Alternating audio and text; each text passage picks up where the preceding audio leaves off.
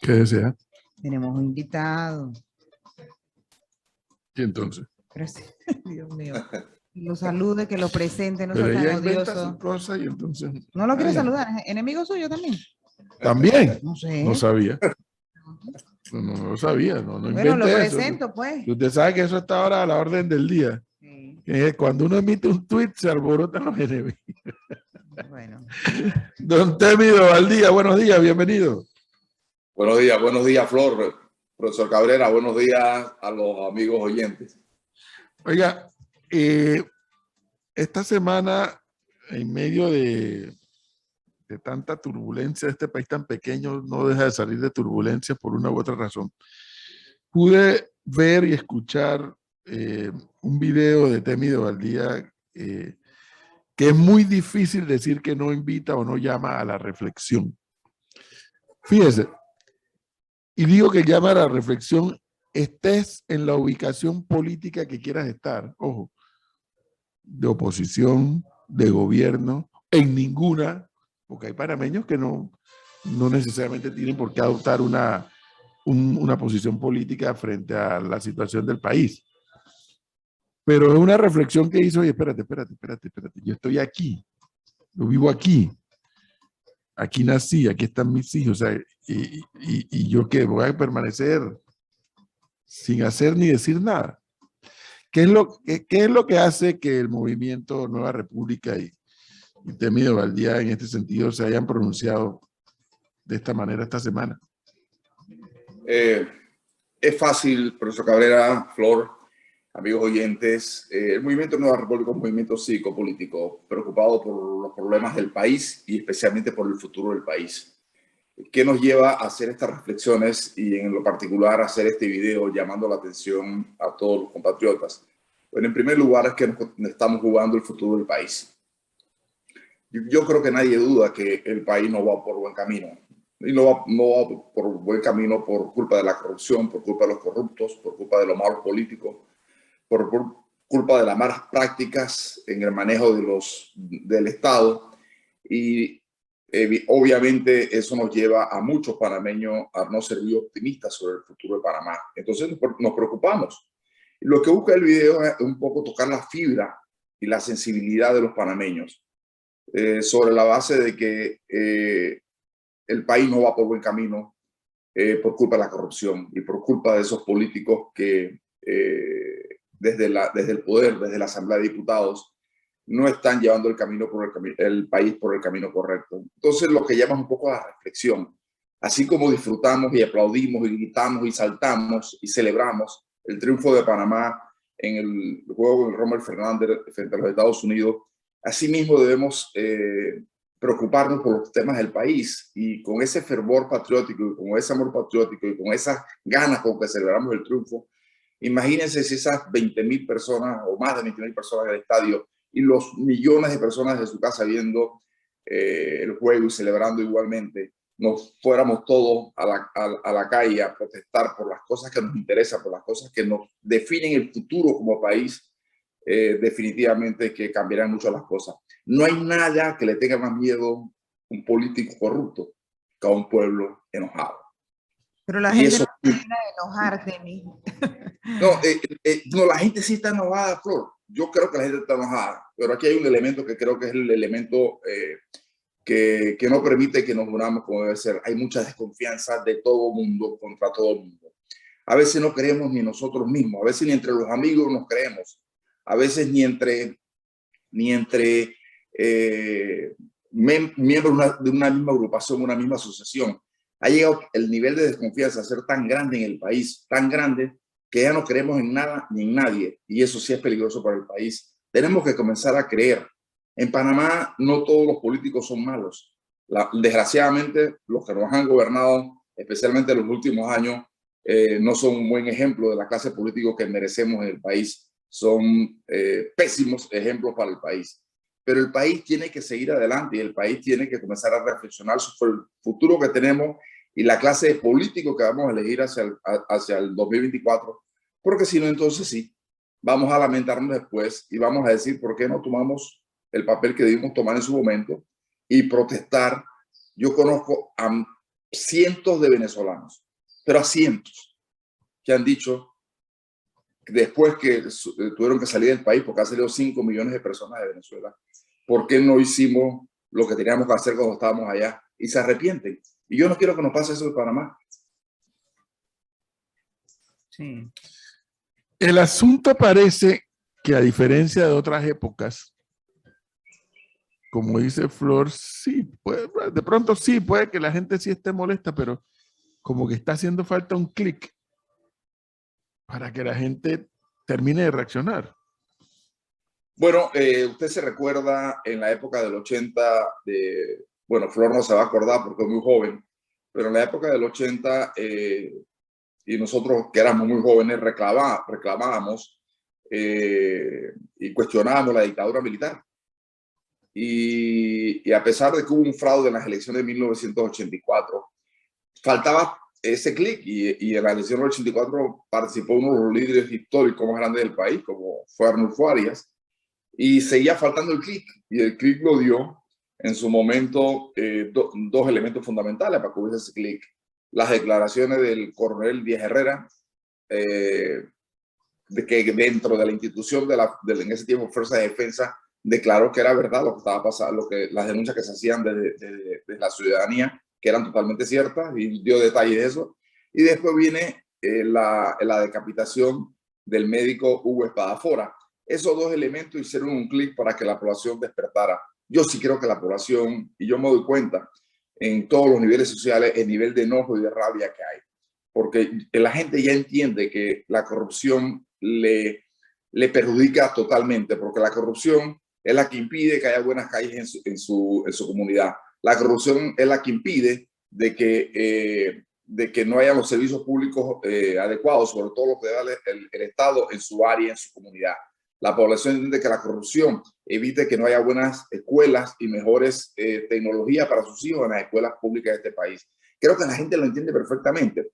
Y probablemente lo que falta es lo que usted dice, falta el clic que sea el detonante, y también falta comenzar a creer en personas, en grupos, donde la gente se sienta, bueno, que ahí hay o las personas o el grupo o la persona tienen el nivel de, o no tienen cola de paja, pues que tienen el nivel de credibilidad suficiente como para darle esa confianza. Y la gente se ha ido bajando la confianza en los políticos con toda razón. Y yo puedo entender hasta cierto punto lo que piensa la gente de todos los niveles sociales de este país, especialmente los sectores más pobres del país, porque se sienten de que los traicionan todo el tiempo, porque son los que más traicionan, porque son los que más le ofrecen, más le prometen, son a la gente de los barrios populares. A esa gente le prometen de todo. Y a la vuelta de la esquina, cuando viene el gobierno o viene la diputación de X diputado electo, no cumplen sus promesas. Ahora, la pregunta con este comentario que me hago, la pregunta es, y cuando lleguemos a 2024, hablamos de todo esto de el populismo, el regalo, la dádiva, etcétera, ¿y qué? ¿Lo volveremos a ver? ¿O habrá la suficiente conciencia para decir, oye, no hagas eso? Una buena reflexión, profesor. Yo creo honestamente que la gente ha venido despertando seriamente. Y la gente, y yo lo he dicho muchas veces, el pueblo panameño no es bobo. Este pueblo panameño es un pueblo realmente despierto. Y si algo somos los panameños es que nos olemos las cosas desde antes que lleguen. Y nosotros los panameños hemos despertado, y cada vez nos damos cuenta que sabemos quiénes nos engañan y quiénes no nos engañan. Entonces, yo creo que para el 2024 va a ser un buen ejercicio ver a un pueblo panameño despertando de una manera clara. Si vemos las encuestas, y yo veo algunas encuestas de vez en cuando, estamos viendo que los partidos tradicionales están en su peor momento. Todos.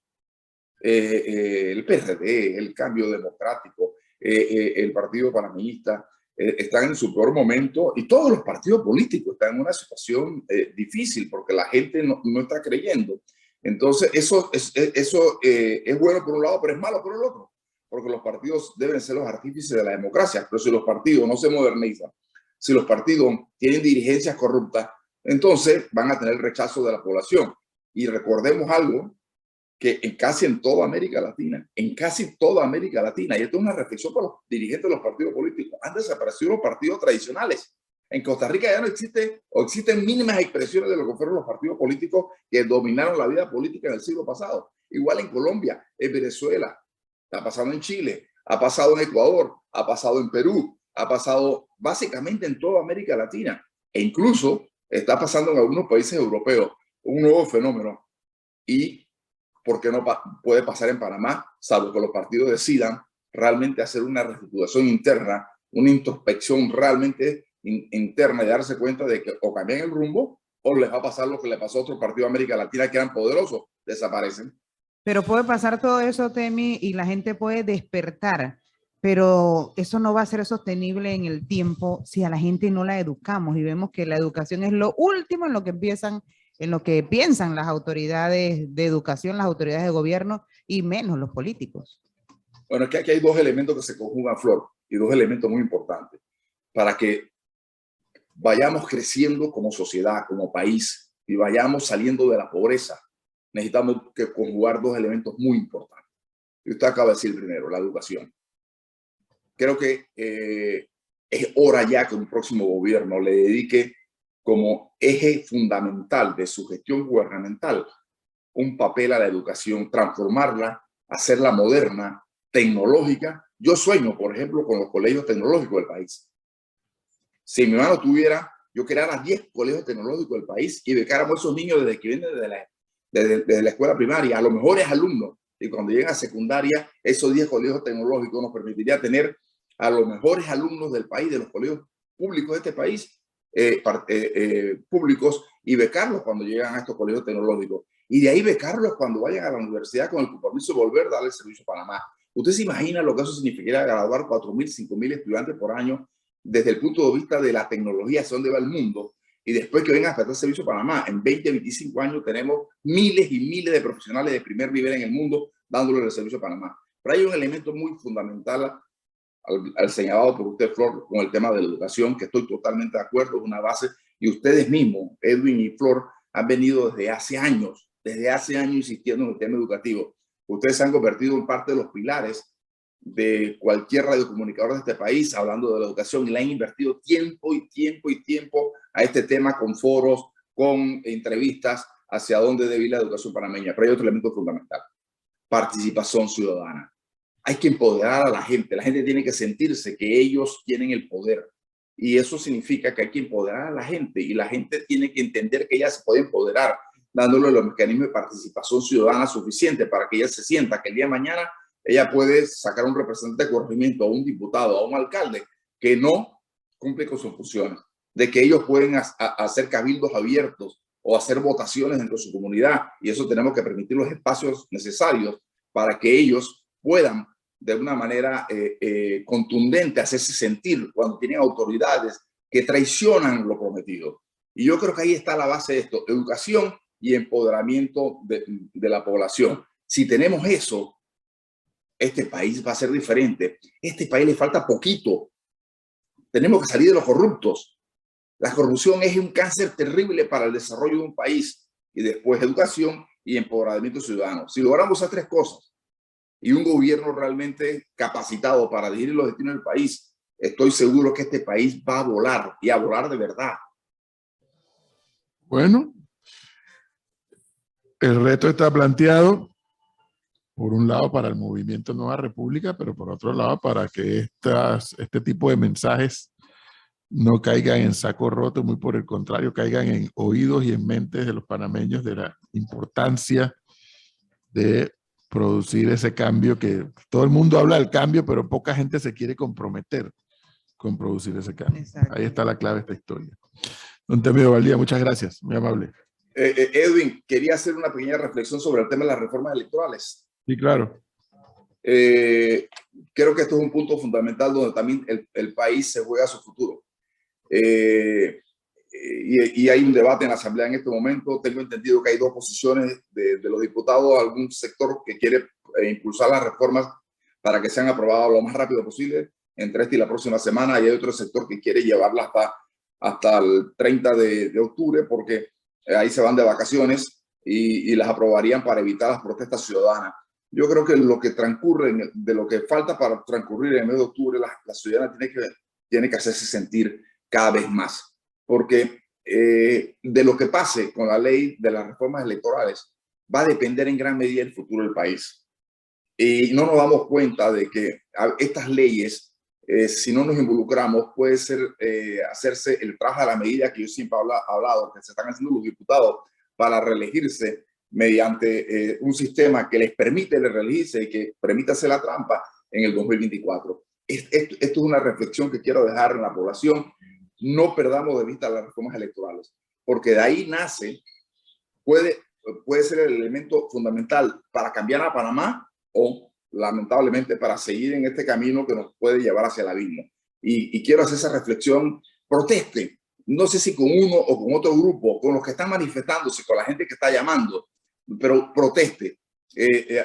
Nosotros tenemos un grupo que hemos hecho manifestaciones y protestamos. Veo ahí un anuncio que los grupos sindicales la próxima semana están llamando a manifestaciones. Yo he hablado con dirigentes de CONATO pidiéndole que también se manifiesten. Hay diferentes grupos sociales, manifiéstese. El país necesita que la población sea beligerante. Estoy seguro que entre más nos manifestamos, podemos cambiar todavía con tiempo el camino que llevan las reformas electorales, porque el hecho de que los diputados quieran bajar la prescripción de los delitos electorales para que no los denuncien o para que no los juzguen, mejor dicho. El hecho de que quieran ampliar el fuero penal electoral para que simplemente nadie los denuncie cuando están cometiendo delitos electorales. El hecho de que mantengan el residuo como un elemento que permite la trampa no es positivo. El hecho de que quieran restringir que las mujeres tengan más participación en la vida política del país no es positivo. El hecho de que, bueno, ayer eliminaron, la diputada Ábrego eliminó el tema de las convenciones, del